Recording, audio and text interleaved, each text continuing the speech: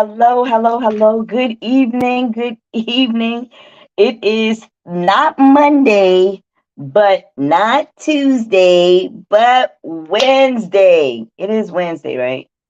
I think it's Wednesday. It's Wednesday. It's Wednesday. All right. No, it's Tuesday. Oh, y'all pray for me. I'm tired.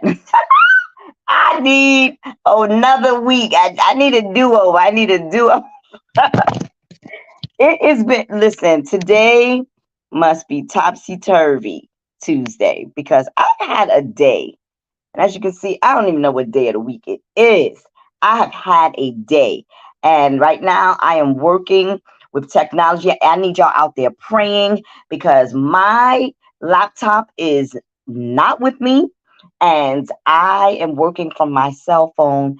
And it is, I just need everybody and everything to cooperate. Please cooperate. Anyway, happy Tuesday. It is worship and wellness week. If you've been riding with us, you know, we started out strong yesterday, and I'm so grateful and happy that you are here with us today. Today, we are going to be talking about our finances. We're going to be talking about our finances. So I am grateful that you have joined. I'm going to bring my guest on as they begin to introduce themselves, and we're just going to have a good conversation. So please make sure you're chiming in with discussions and with questions and with comments. I look for that. I look for that. I have Sheila Cooper. She said, "Good evening, my talented, gifted Pastor Tanya." Good evening, Sugarfoot. She said, "God bless your wellness finance knowledge to share with us." God bless you. I'm so glad you're on with us, Sheila. It is such a blessing. So I'm going to bring my first guest on. Her name is Leslie Ashley, and I'll let her introduce herself. I think I lost one of my guests, but he'll probably chime back in. But Leslie, I'm going to bring you right on in. Good evening, Leslie. How are you? I'm doing well. Hope everybody out there is doing well. Yes, awesome, awesome. How was your day today? It was less eventful than yours. It sounds like. Oh my God, I feel like it's not ending. I feel like it's not ending. It was I a need a do-over. I feel like I need a. There used to be one of those buttons. Who had it? Office Depot, and right. then The you just push the Staples, button and it's Staples, and then it's supposed to easy start over. button, I right? need that. I need that button. Well, Mhm. can you do me a favor, please? Tell everybody who you are, and what you do, and what makes you what makes you strong in finance knowledge. Well, hello everyone. My name is Leslie Ashley, and I am a licensed financial advisor. I work for a firm called William Blair. I've been in the financial services industry for over 30 years. As I said, I'm licensed, so that means that I am licensed with FINRA to sell, all sorts of security products to clients, provide advice, that sort of thing, financial That's advice. awesome. 30 years. That is amazing. That's right. Wow. That clip to be in something that long, you clearly must love what you do. I do. I do. I love speaking to my clients or prospective clients just to sort of understand what their financial goals are and hopefully putting a plan in place so they're able to meet those goals. That's really key what you just said. Put a plan in place. Oftentimes people don't who are not more financially savvy or don't really understand what it entails. Mhm. More times than not, if you talk to them, you'll ask a person what their plan is, and they have no clue. We've just been operating All versus right. operating, functioning from a plan. So I'm going to pick your brain a little bit more, but I want to bring our other guest on. His name is David Smoot, and I'll let him introduce himself. Let me bring him up. David, Hello, hello, hello, hello, how ladies. are you, sir? Good evening. Good evening. All right. So, do you mind sharing a little bit about who you are, what you do, and your background? I am a licensed mortgage loan originator. I have 20 plus years of experience in the industry. My role in financing is a little more specific versus Leslie's. Leslie is a great person that everyone needs to have. Yeah. Everyone needs to have that financial advisor. I would be one piece of Leslie's perspective that you would want to converse with her about regarding what I do, which is provide financing for people to purchase homes. That's so good. That's so good. You know, of course, being a realtor, I hear people ask all the time what I have to do. More times than not, they're talking about the house before they're even talking about the finance. And so, okay, I want a single family home, and I wanted this, and I wanted that, and I'm like, how much credit worthy are you? And they're like, what? What is that, right? They're like, what is that? What is that even? Credit worthy? I mean, I'm just gonna like get a loan. But do you know where you stand? So I wonder, before we even get into more specifics from that perspective, can you share first tell me how did you even get to a place of having interest in finance? Because so many people that I know, we sway away from it. Right? It's that thing that we know we're supposed to do and know what we're supposed to have in place, but it's also that finances and credit are the two areas that people tend to run away from. So what was it about finance and credit? I'm sorry, about finances that you were attracted to that led you to stay in the business 20 years, 30 years? Well, for me, it goes back to my economics class in high school many years ago. I remember we had a unit studying the stock market. And one of our sort of projects was, scouring at that time the newspaper, because the internet didn't exist, but scouring the newspaper, the market section of the paper, and pulling up the different stock quotes from how the stocks had traded the previous day, sort of going through and picking out a company and learning about it, and then choosing that company as a stock purchase, and then following that throughout the semester, and then seeing sort of whose stock was the best choice at the end of the semester. So it always fascinated me. And I didn't come from a wealthy family at all, so I didn't know anything about the stock market. We were just sort of living paycheck to paycheck. So it was interesting to me that there's this whole sort of other world out there that, a lot of people who don't look like me had used for many years and were able to become wealthy because they were sort of investing in these companies, and I just didn't know that existed. So that sort of piqued my interest. That's powerful. You're right. You are so right. Sometimes that ceiling starts to change when you look in the higher ups, and then it that people who do look like us, unfortunately, may not necessarily have the opportunity, or may not know that those opportunities exist. Yeah. David, I'm going to bring you right on in with that. Tell us how you found your love or your passion within the finance industry. What led you to finances to begin with? Well, for me, at a very, very young age, I had a love for numbers and math. That's really what led me towards being in the finance world. Just the natural progression through numbers for me. Some people are literature people. I'm a numbers person. I have a love for numbers. They come easy towards me. So it was a great match. It was a great match. It was a great match for me. And it helps me sustain through the tough times. Yeah. You know what I mean? Just because of the love of the numbers and what numbers are. They are what they are. Yeah. Numbers don't lie. They do what numbers do, and that's it. I mean, Yeah. Yeah. there's no, it's really black and white when it comes to numbers for the most part. Yeah. You don't have to guess. Correct. You don't have to Correct. guess. Correct. Yeah.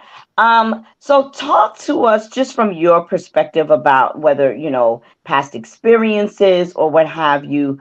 What is it about finances that you think or that you've experienced in your professional realm that causes people to need a financial advisor? Or, what is it? What has been your experience in regards to us as beings not necessarily having a understanding or sway away?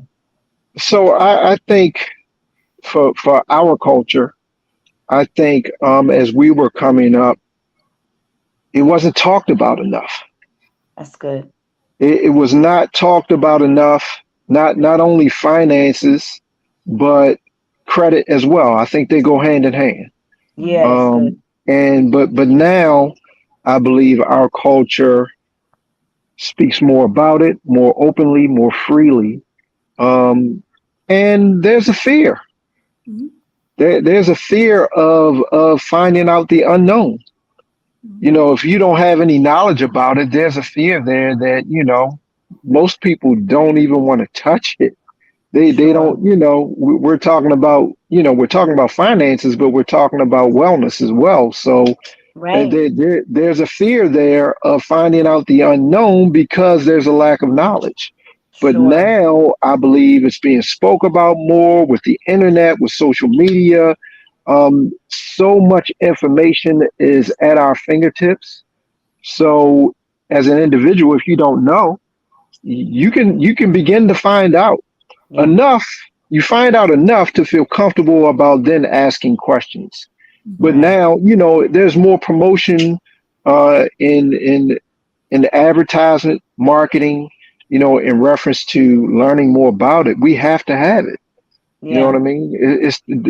It's time for as they say, the first shall become last and the last shall become first. And Mhm. it's time for that.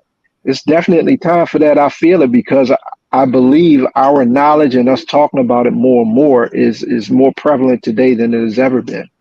Yeah, I totally agree. I totally agree. One thing I tell people is that, friends or, people that I'm communicating with, and they're like, well, I'm where I am because, for the same reasons, it was never taught to me. So I never Mhm. had anybody to teach me these things. And while we can use that as a reason, it no longer can be an excuse because there is a wealth of information out there. Now, I want to get Leslie's thoughts on why, how she feels about clients and how they her thoughts around why we may be where we are or not where we are. Well, I agree with David. I think, sort of like I said before, sort of growing up, it was never something that, we even thought about as a family just because we were living paycheck to paycheck. So it wasn't, the thought of budgeting or investing in the market or, saving for the future. That just sort of wasn't sort of where we were as a family. So obviously it wasn't passed down to our kids. But like you said, it's more prevalent now. I find that a lot of sort of the younger generation are much more willing to ask questions and, dip their toe in the water and sort of see, what's out there that, and they're very much aware of sort of what's the next big thing out there and how can I how, even if it's not what I'm doing career wise, but I know like AI, for example, that's going to be something big in the future. How can I profit off of that if I'm a nurse? Right. So a Right. way to do that is to, research and find companies that, are exploring AI and, getting in on the ground floor there. So, um, yeah, it's time to sort of pull the curtain back and, sort of see what's behind it and be Mhm. able to participate and build wealth, generational wealth for sure, by investing in the market. That's really good. But yeah, it's scary. Like you said, it's a scary place, right? And then how do you work with, or what do you say to that person that says, I can't invest because I really don't even have enough to live from day to day, right? What about that individual? How would you guide them, or what would be words that you can share with that individual?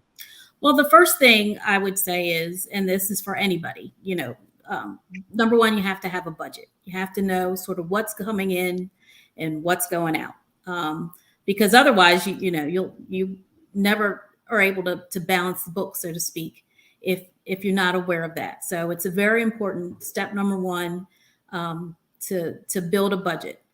Know sort of what your expenses are, what your income is. How much you need to, if you are able to save, how much you want to be able to save for, the short term. What's an emergency? If my car gets a flat tire on the way to work tomorrow and I have to replace it, do I have funds set aside that I can do that? Or God forbid, I have to pull out a piece of plastic and charge it because I don't have any savings. So it's important to set up a budget. Again, to know what's coming in, what's going out, what we wanted to do for savings. The second thing that I speak with folks about is, once we sort of know what we have to do, a portion of learning about, or setting up your budget rather, is sort of what are you saving for long term? Could be, I know a year from now, I'm going to need a new car, or, a year from now, I'm going to need to call David because I'm thinking of, I want to be able to purchase a home. So what are your long-term goals, and how are you going to get there, versus just, today showing up and saying, I want to own a home, but you're not prepared for that in any way. And then even longer term for, some of us would be, how are we preparing for retirement? For the younger folks out there, it could be, well, that's so far off and in the future, I don't even want to think about that. But now's the prime time that you want to think about it, because if the market has shown, the earlier that folks sort of start preparing for retirement and saving for retirement, you get older, you don't have to save anymore, because you've saved so much that you've sort of taken care of that because of compounding. So number one, budget, and a part of that is, again, what's coming in, what's going out, and what do I need to save for short-term and long-term goals. Oh boy, man, that's meaty right there. That's all I'm gonna say. That's meaty. It's a lot. Because that's, I wrote know your budget and to plan for later. Like, what does that mean? Many times we can't even think past where we are. David, any input to what Leslie shared?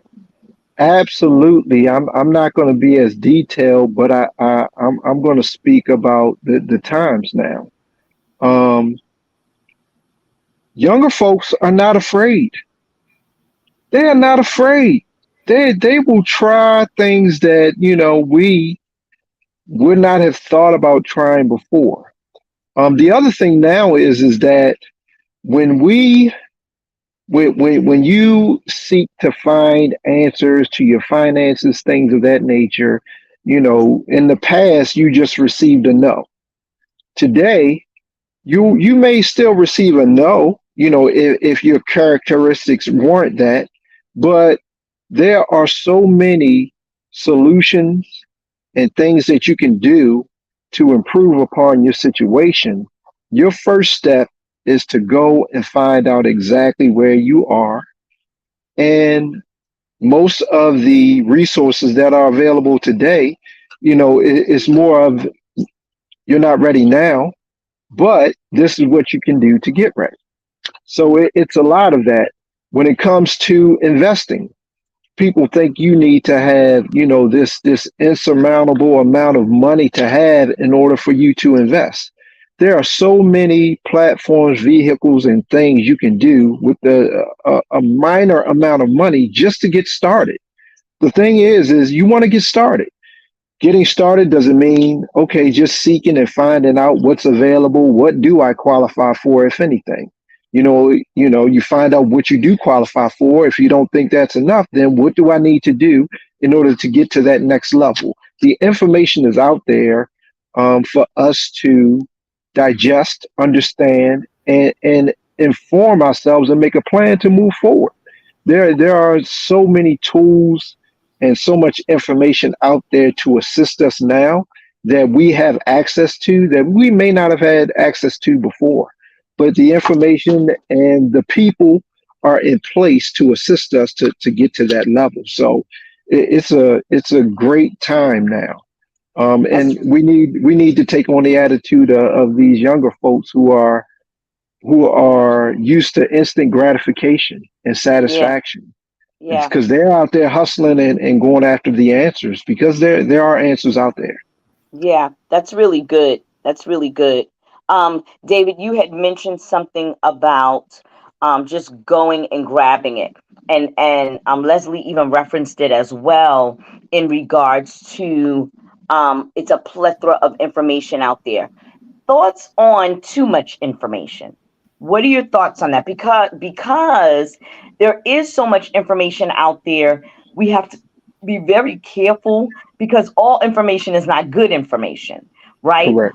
So at some point, um, whether now or later, you can share a little bit about resources. What would one do if I'm in a hole? Like, let's start with somebody who's I'm already negative in a hole. Maybe I haven't managed my finances well, and I don't even know how to do a budget or get a budget. Is my first step to get a financial advisor. Like what, I want to, again, this is Worship and Wellness where we believe in biblical principles, but with practical steps, right? I can't give an offering because I still got to pay my light bill. And what does that look like, right? So, yeah, Um, First, you need to. I would suggest identifying what your basic needs are. What are my basic needs? Do I have enough resources to maintain? When I mean basic.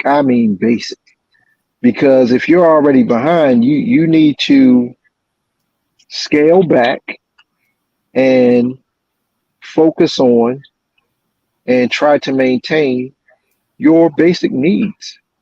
A lot of things that we say we need are really could be considered luxuries or extras, things of that nature. So you got to scale back and get a greater understanding of what your basic needs are, and then talk to someone you're comfortable with who is in a more comfortable position financially. Seek, seek guidance from someone who has the knowledge and who is operating in the realm of which you want to. So you can't can hang I say, around. and can I You even can't. say, and doing well, okay? Because Absolutely. there's a lot of fly by nights that they're talking the talk, they perceive to look the part, but they just jacked up as you are. So Right. making sure, right, be if you're going to seek guidance, make sure you ask the questions. It's okay to say, how did you do it? Are you doing it? Absolutely. What does it look like?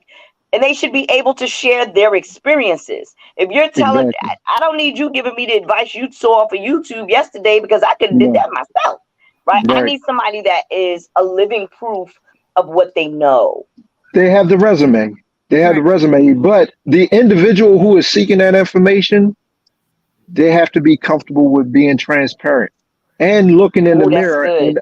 and understanding, really understanding and assessing what position they're in. They have to understand and realize and be true to oneself about their position.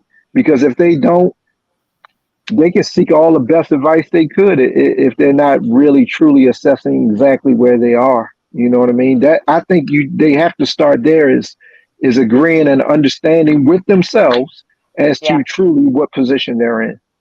that's good. Leslie? I agree. I agree. Like, my whole thing, even with my kids, is the first thing, my daughter recently moved to Florida, and now she's decided in a year she wants to own a home there, but she hasn't saved a dime. So it's like, well, there are steps to this. It just doesn't, you don't just snap your fingers and it happens. So how are you getting to that point? Again, go back to, setting up a budget, and it doesn't have to be anything difficult. It doesn't have to, have to use some fancy program on your computer. It can just start with pen and paper. Okay, this last month, what did I pay out in necessary bills? What did I spend money on that I didn't necessarily need to, that I went and grabbed fast food for lunch 3 days a week, when I went out to dinner with friends, 2 times, and, just sort of writing down every dollar that leaves, just like if you were dieting and you were journaling every bit that went into your mouth, as far, to count your caloric intake. Same thing with the budget. So, and then, okay, well, what am I taking in? Am I working that I'm earning overtime? And am I relying on that overtime pay to make sure that I'm meeting my budget every month to just pay necessities? What happens if that overtime goes away? So, being realistic about what's going out, what's coming in, what costs can I cut if I realize that I'm not saving? Or if I am able to save, are you saving in the right way? Are you, does your employer provide a retirement plan? If so, are you contributing? Are you contributing the max that you can? Are you contributing enough that you're receiving, if your employer pays a match, that you're receiving the maximum match that you can? So there are a lot of things, but it's just, one, if you don't know, it's okay to, say, I don't know, and to ask somebody that does know, whether it's, a financial advisor like myself, or someone that in your family that you see that, well, they seem like they are able to do different things, because, seek advice, because it's not something that was taught to many of us. So it's okay to say, I don't know, but I want to learn. That's really good. We have a question. Can you guys see this question on the screen? Yes. It says, are you guys ever invited to present your platforms in the high school classroom? I'm so glad we're steering ourselves this way, because I do want to talk about youth and finance and parents and finance. But that question was, have you guys ever presented in a high school, in high school classrooms? And I'm gathering what Pastor Jackie is really alluding to. Our high school students really need this piece, right? I have not been invited to discuss the details of what I do, but I want to, since we're headed down this path, something based on my own personal experience and something that I've witnessed. Our culture used to say, once our children reach the age of 18 or so, our culture used to be, well, you're grown now, get out there and figure it out. I've seen examples of that. And, those individuals, for the most part, usually struggle through their early adult years. I've seen an example where a family kept their hands on the children, not only obviously through high school, through college. They were heavily involved in their finances, even through their early years in their, working adult lives. There's specifically a family that grew up in the neighborhood with me, where the father was a principal. The mom worked. I'm not exactly sure what she did, but she was a home mom as well. And to this day, they are heavily involved in their children's finances. And the way it was presented and orchestrated, it was a positive thing. Those children are very successful to today. They even have a hand in the grandchildren moving into young adulthood and moving forward into their adult lives, that structure and measures that they have taken thus far have created a successful family overall. And I've talked to the father of the family and gave him accolades because I watched them go through it. I watched the success that is carried through the family because the elders, kept their hand and kept an eye on the children's finances even after they were adults because they had the knowledge. And that's something that my wife and I do or try to do with my children because I want to repeat that same success.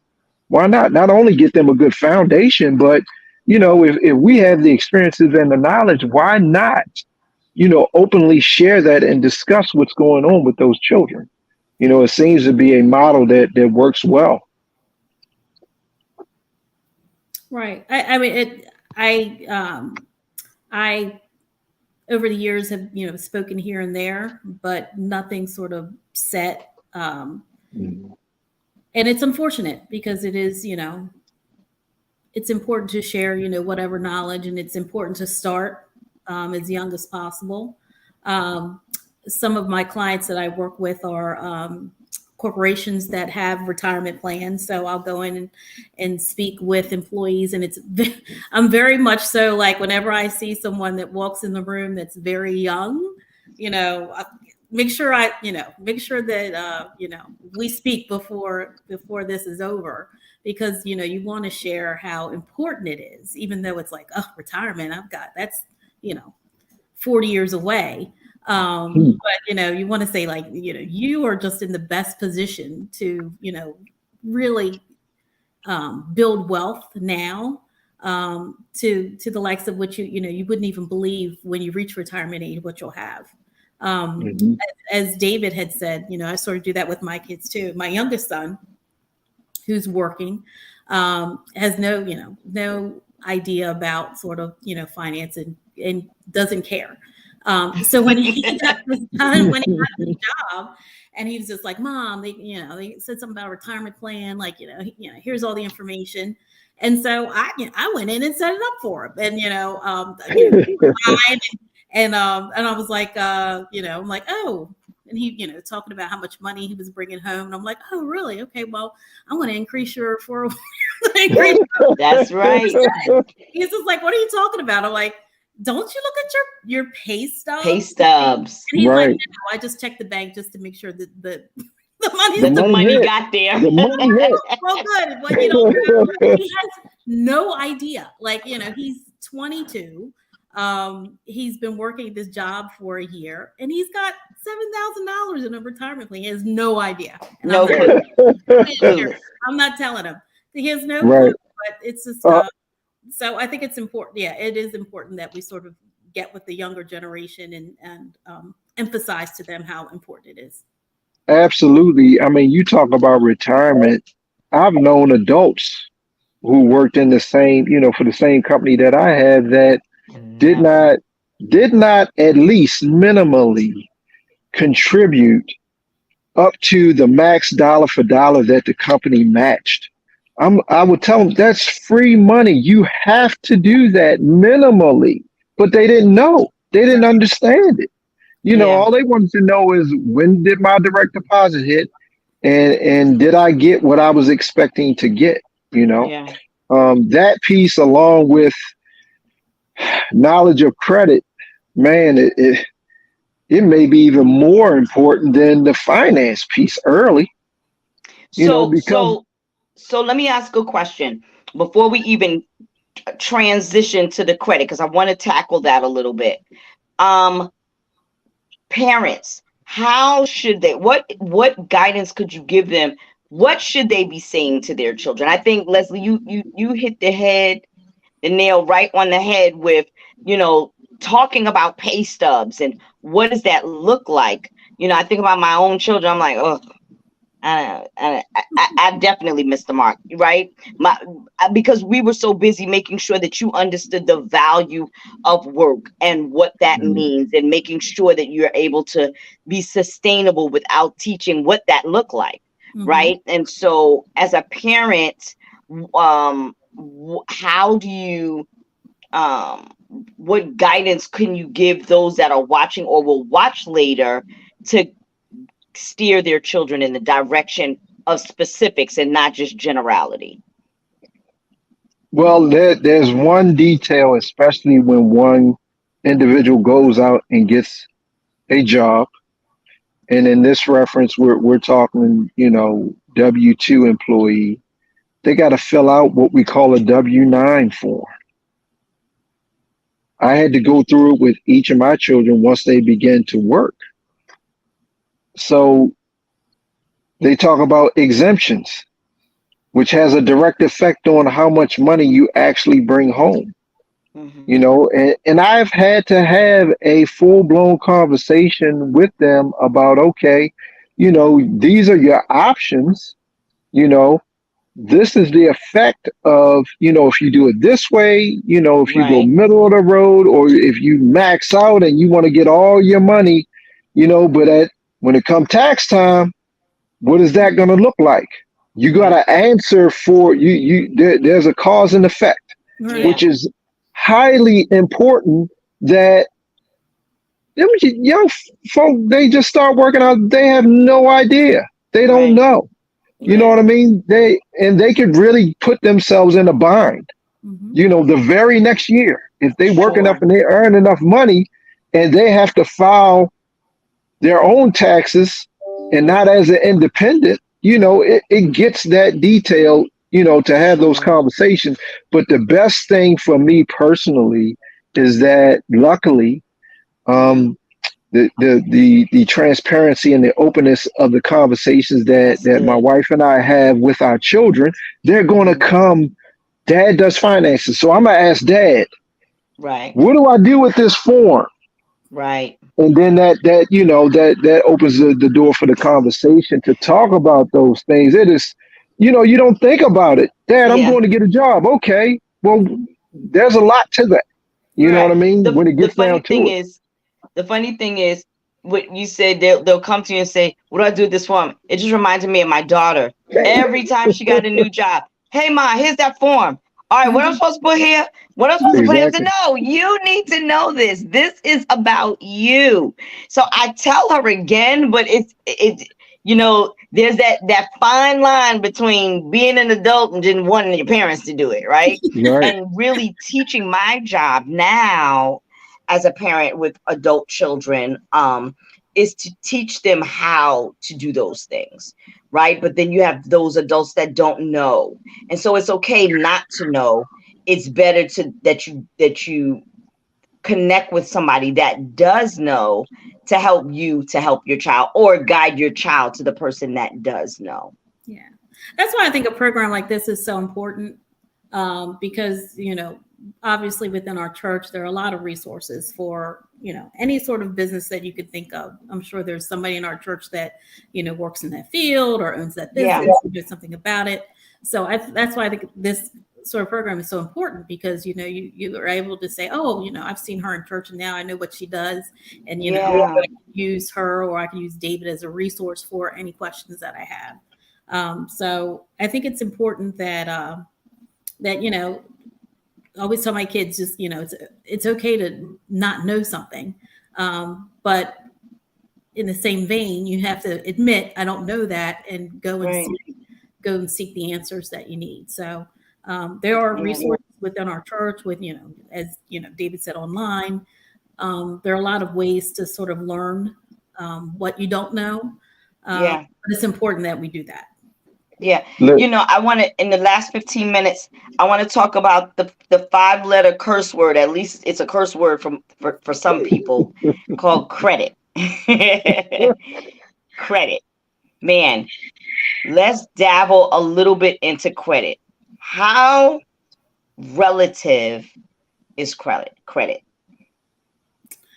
It is the most important thing. And you know, I have this battle with my kids. Leslie, guess what? Leslie, guess what? Tanya said dabble into it. I don't even think that's possible. Yeah, you gotta dive. It's a dive. It's an absolute dive. Yeah, I have this, and it's so funny that my kids, the sort of younger generation, don't grasp how important it is. Just as an example, my oldest son in college and got a Discover card. I can't believe that a credit card would even extend credit to a college student. But they did, and he just thought it was great. First month he had it charged to the maximum. And then, you know, well, how are you going to pay for it? Like, and they just, he didn't understand, like, what? Like, you pay for it. And then like, okay, well, if you don't pay, you're going to ruin your credit. And credit, what is that? And then, oh, mom, you know, who cares? If you have enough money, credit doesn't matter. That was his answer. I'm like, well, you don't have money to make a minimum payment. So wow. So it is, you know, and then once you sort of screw it up, for lack of a better word, it's so hard to sort of get back. But you know, you don't want to give up. You don't want to, you know, don't think it's you know, not possible to improve it, but you have, it's just, it dictates everything in your life. That's good, David.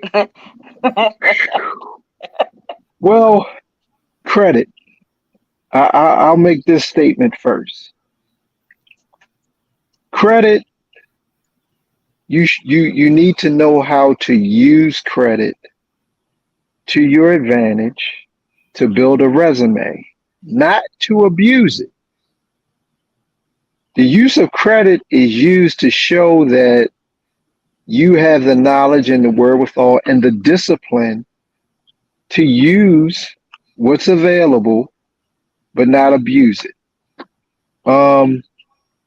Leslie, I am aware of the credit card companies going to these college campuses and offering these students the opportunity to obtain these credit cards. A good tool as parents that I think we could help our children is early on, if we're in the position to do so,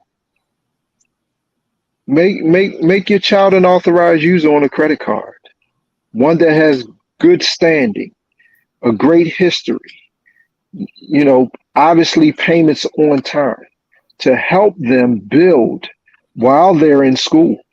Mm-hmm. You know what I mean? They don't even need the card. They really don't. I mean, if you have a disciplined child, obviously, you know, you can use that tactic to help them, you know, while they're in college. But obviously, you know, we have to take on the responsibility of making sure that that bill gets paid on time every month.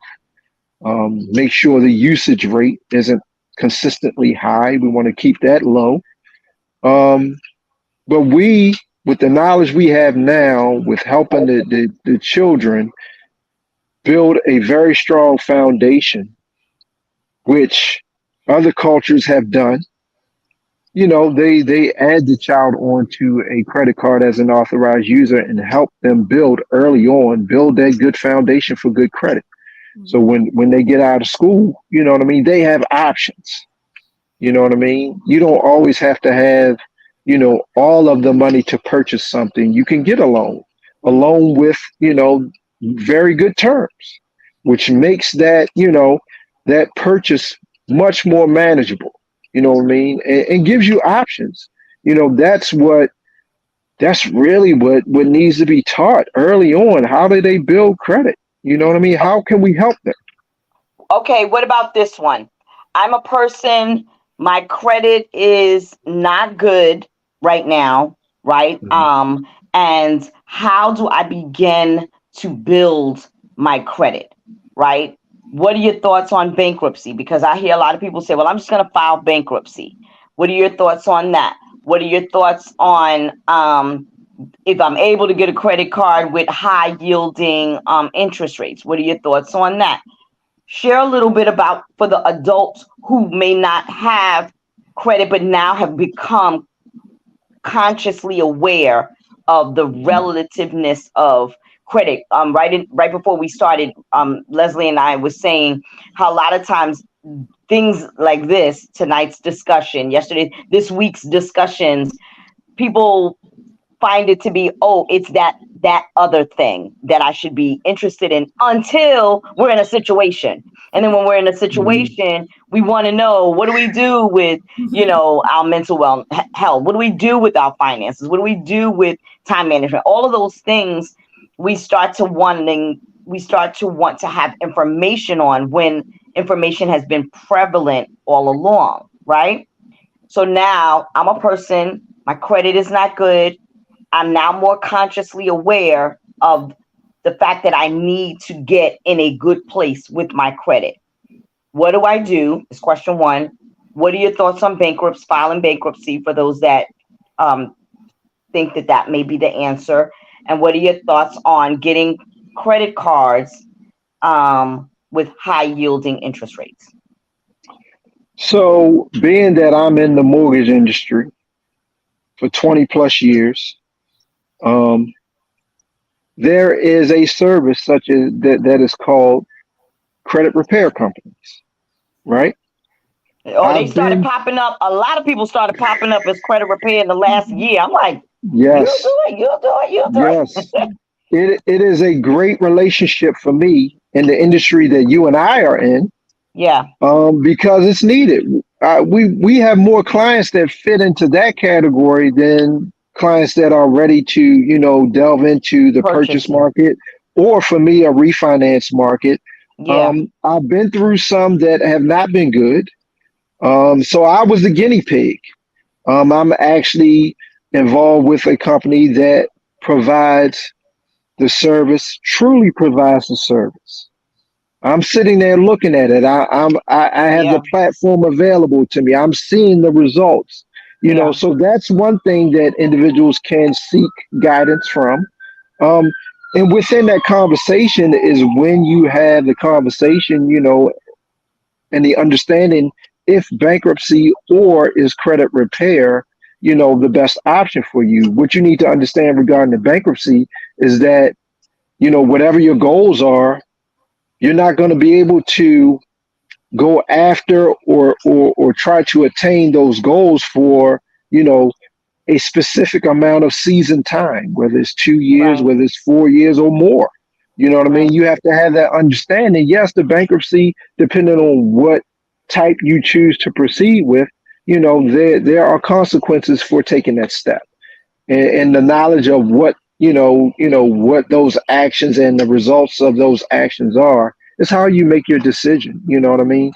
The best thing is to seek out the information so you can make a conscious, informed decision as to what direction you want to go in. Oh, this one, David, I want Leslie to jump in on that question, but this is a question specific to you, David.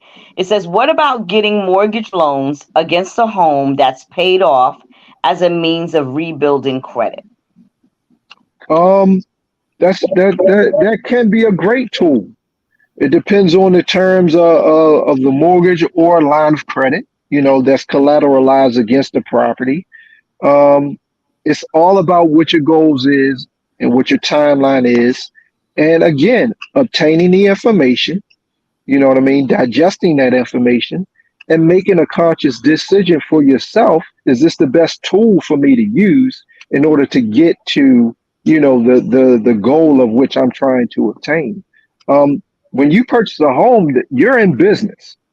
Yeah, you're living in that home. It's a place for you to lay your head, but owning a home is being in business. Your family is in business. You know what I mean? That's how you should look at it, because there are perks and benefits by owning a home, obtaining a mortgage, there's tax write-offs and things of that nature that can work to your benefit, from a economic point of view. That's really good. Leslie, any thoughts on the bankruptcy or the credit? Yeah, well, I mean, I was always seem to harp back on the whole budget, but just how important it is to sort of know where you are at this point in time. So The if you know starting point. that, right? So if you know that I've got really low credit score, but at some point I want to be able to finance a home, so I know I'm going to have to improve that. So let me look at what I have as far as debts are concerned, and then start small. If you have 5 credit cards with balances, start with the smallest one, and set a timeline as to when you're going to be able to pay that off, and then stick that credit card in the drawer somewhere. Don't cancel it, because that'll hurt your credit too. But pay it off, stick it into a drawer somewhere, so that you're not able to use it, and then work on the next lowest balance. But it's important to one, get started, not sort of bury your head in the sand. I saw that sort of growing up, is it's just it is what it is, and we are where we are, and but what can you do to sort of change your circumstances? And it's the unknown for me is scary.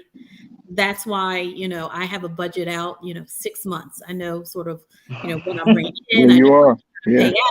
I know that I've got to put this away for retirement. I know I've got to put this away for savings. And it's important to me that I'm sitting here. I have a spreadsheet. Some people might write it down on their phone, but that if I lost that spreadsheet, my life would just be over, because everything is in there, like Yeah. and balances, and you can make it as complicated or as simple as you want, but once you start, you'll find that it how important it is, and that you want to reach those goals that you've set up in your budget. But just starting small, I think, is the main thing. So, and then as far as bankruptcy is concerned, some people might say that that is my only answer, or the simplest answer. And as David says, you have to realize it's going to set you back for a time period. It could be 7 years, and do you want to sort of halt your life for that time period where you're not able to do things or accumulate things just because you have this on your record? So there are, like you said, firms out there that will help you to improve your credit, but just caution that you want to make sure you do your due diligence, you do your homework, you want to make sure that Absolutely. that they have known results, because as many as those folks that are out there that are trying to be helpful, are just as many people out there who are just trying to take your money. Absolutely. Because you want to see results. David, like you, I came in contact with a company that does credit repair as well, and I chose, because I can't refer nobody that I've not used. Now, David, I know your work, because you and I have worked together on one of my properties. So I know the work that you do. So you are somebody that's credible. And same thing with my credit repair person. I have somebody that I had them work on my own stuff, and they were, and I was able to see the result month over month.